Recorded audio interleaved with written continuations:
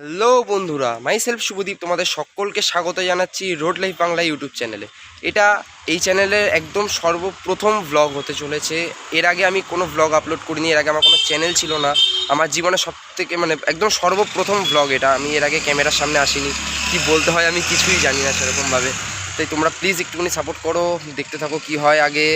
আর প্রথমেই আমি ক্ষমা চেয়ে নিচ্ছি, কারণ আমি এর আগে কোনোদিন যেহেতু মাইকের সামনে আসিনি, তো দর্শকদের কি বলতে হয় কিছুই আমি জানি না, কি রিয়াকশান দিতে হয়, কি দেখাতে হয়। যেহেতু সর্বপ্রথম আমার এটা ফার্স্ট টাইম আমার লাইফে মোটো ভ্লগ হতে চলেছে, তো ইন্ট্রোটা আমি ক্যাজুয়ালি দিলাম, কারণ ভালো আস্তে আস্তে হয়তো হবে। এরপরে আমি আটকাবো, অনেক জায়গায় কথা বলতে গিয়ে আটকাবো, কারণ আমি জানি না কীভাবে কি বলতে হয়।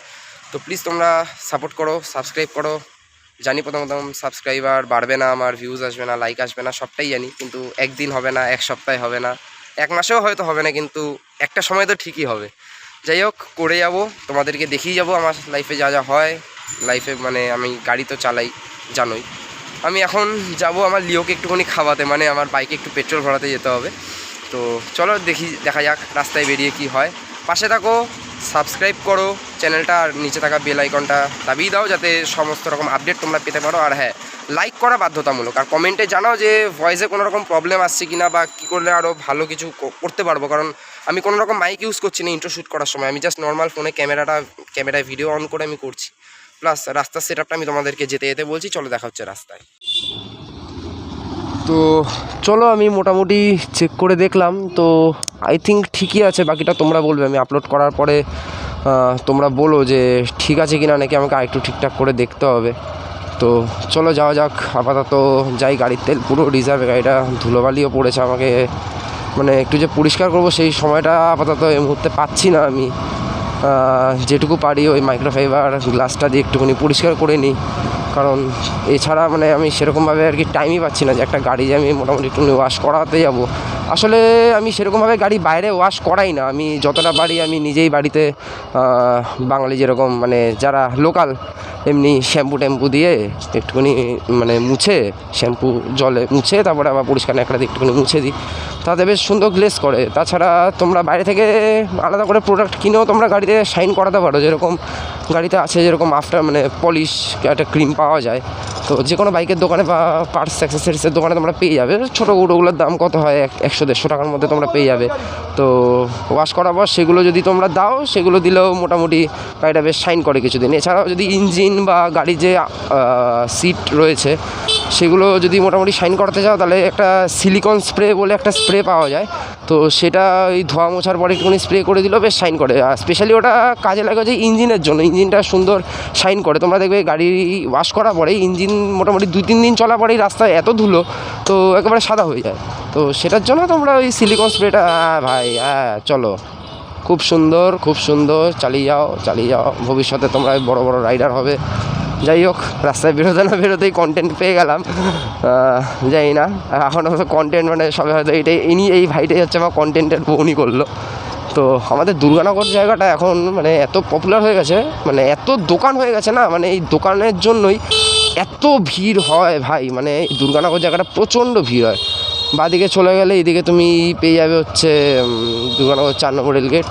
আর এইটা হচ্ছে আমাদের একটা ঐতিহ্যবাহী মাঠ, দুর্গানগর স্পোর্টিং ক্লাব। এই মাঠটা কিন্তু আজকের নেই, মাঠটা আমারও জন্মের আগের। কি বলবো, দুর্গানগর রেল স্টেশন যে হয়েছে, রেল স্টেশন অনেক পরে হয়েছে, তার আগে হয়েছে এই মাঠটা। তো এই মাঠটা অনেকটা ঐতিহ্য বহন করে আমাদের এই দুর্গানগরের।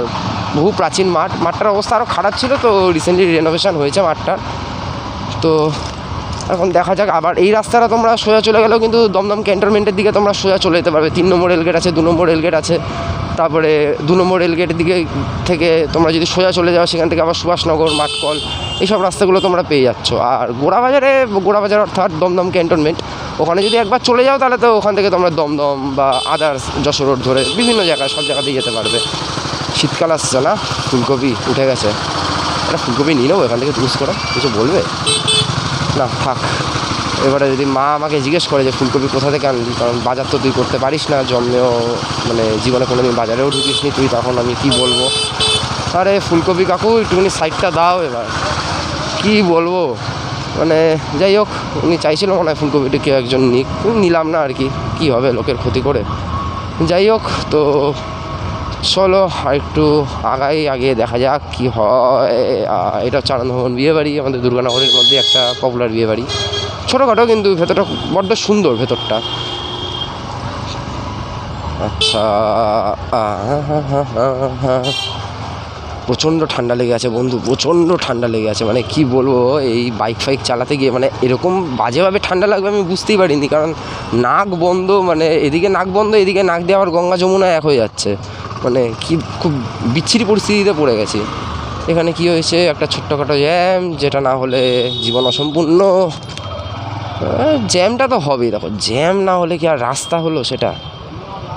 হ্যাঁ দেখি কী হয়েছে ব্যাপারটা। আচ্ছা, টোটো কাকু যেটা বুঝলাম, গাড়িটা আসছিল, টোটো কাকুটা বুঝতে না পেরে ঢুকিয়ে দিয়েছে। বাহ, টোটো কাকু যদি একটুখানি না আগায় তাহলে কী করে আগানো যাবে। যাই হোক, বিষয়টা তো আমিও অতটা ভালো করে বুঝলাম না যে কী হলো বিষয়টা, এরকম জ্যাম হওয়ার কারণটা কি।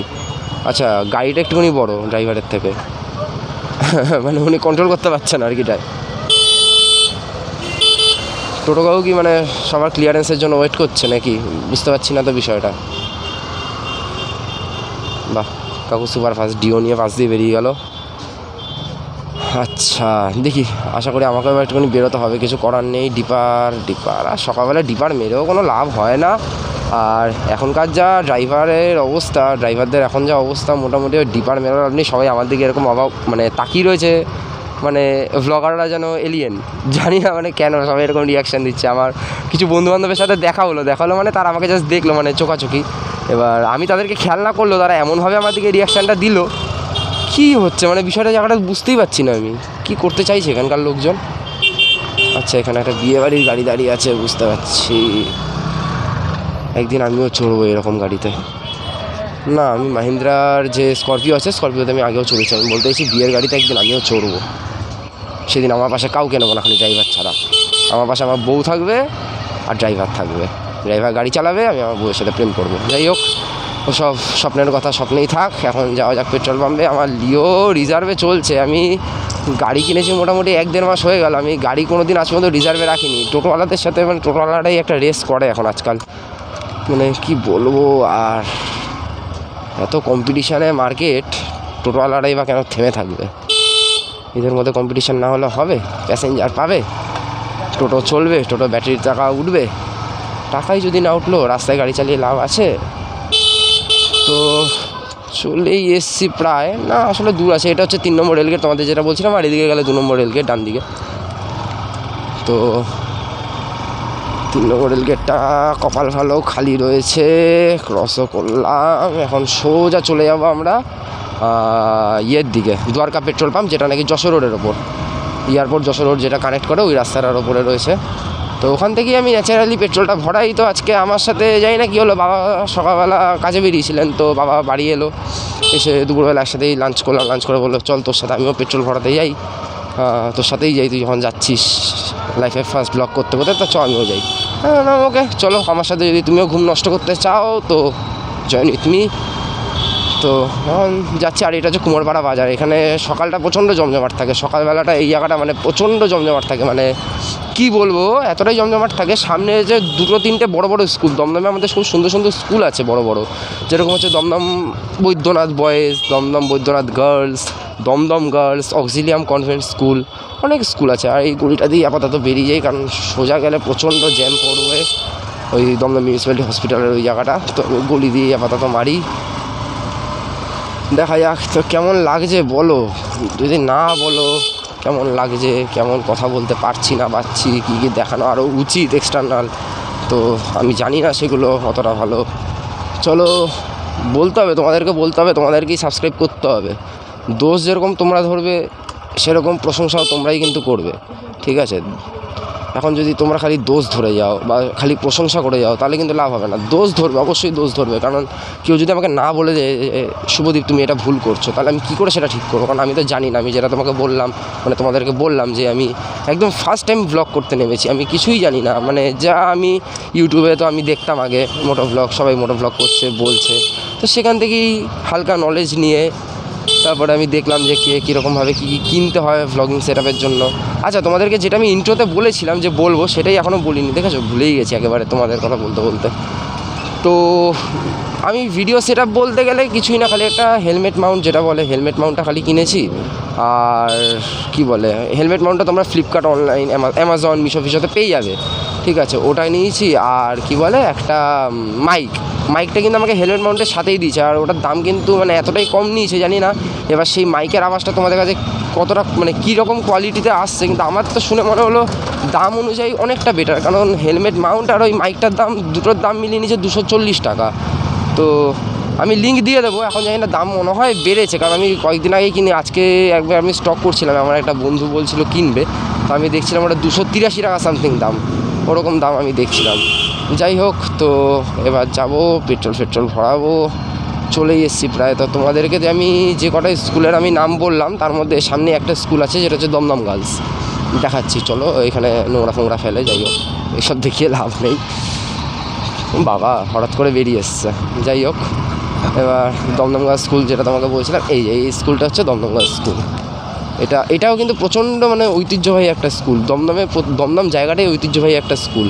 আর সবথেকে বড় জিনিস যেটা আমাদের ইন্ডিয়াতে, যেসব কারখানার নাম হয়তো তোমরা এর আগেও শুনেছো, মেট্রো মানে আপনার ট্রেনের যে বগিগুলো হয়, আচ্ছা সামনে এটা কী আছে, রয়্যাল এনফিল্ড নাকি জিটি মেবি, আচ্ছা যেটা আমি বলছিলাম যেটা হয় যেটা করতো এর আগে, সেটা হচ্ছে আপনার রেলের যে কামরাগুলো হতো বগিগুলো সেগুলো তৈরি করতো, এটা ইস্ট ইন্ডিয়া কোম্পানির আমলে বানানো। তো এটা অনেক দিন চলেছিল, তারপরে রিসেন্ট বহু পলিটিক্সের কারণে বলো কি মানে এই একটা যেসবের গেট, এই যেসব জানি না দেখতে পাচ্ছ কিনা, এটা যেসবের গেট। আবার এইটা হচ্ছে দমদম সেন্ট্রাল জেল, যেটা সেন্ট্রাল জেল কোয়ার্টার, এই সামনেটা হচ্ছে পুরোটা কোয়ার্টার সেন্ট্রাল জেলে। দমদম ক্যান্টনমেন্ট জায়গাটা না মানে অনেকটা ঐতিহ্য বহন করছে। এই জায়গাটার মধ্যে কী নেই, একটা প্রাচীন স্কুল থেকে প্রাচীন একটা হসপিটাল, তারপরে বিভিন্ন প্রাচীন কোম্পানি যেরকম এই দেখালাম যেসব, তারপরে হচ্ছে সেন্ট্রাল জেল কোয়ার্টার এগুলো সবই রয়েছে। তো চলো এখান থেকে ডান দিকটা মেনে নিচ্ছি, কারণ ওইদিকে রাস্তাটা গেলে না অনেকটা ঘোরা আছে, সামনে সিগনাল আছে, প্রথমত সিগনাল থেকে অনেকটা রাস্তা আমাকে ইউটার্ন নিয়ে আসতে হবে, পরিষ্কার কথা। যেখান আর আমি গলি থেকে গেলে বেশি না, মোটামুটি 100 মিটার, খুব বেশি হলে মানে 70-80 মিটার। কেন রে ভাই তোরা চিল্লাচ্ছিস কেন? 4 লিটার টাকাটা দিয়ে দিই, এবার দেখে নি, ঠিক আছে।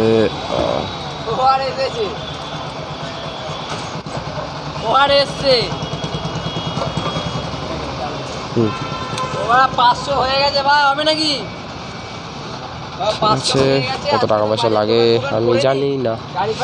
পেট্রোলের দাম 105 টাকা 41 পয়সা, ভালোই সুন্দর।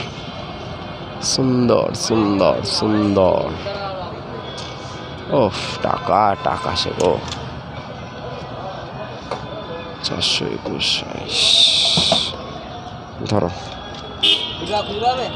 দেখছি আশা করি হয়ে যাবে। নাও ধরো, দিচ্ছি তোমাকে 20 টাকা দিচ্ছি, নোট দাও আমাকে।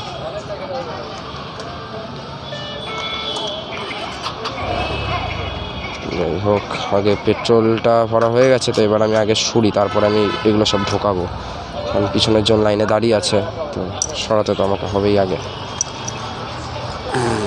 সরিয়ে নিই, তারপরে আমি সব তোমাদেরকে দেখাচ্ছি বাকি কী হলো। হা পেট্রোলে কাটাটা উঠলেই না মানে কি বলবো, মানে জীবনটাই যেন আমার উঠে গেল, এত সুন্দর লাগে ভাই কি বলবো।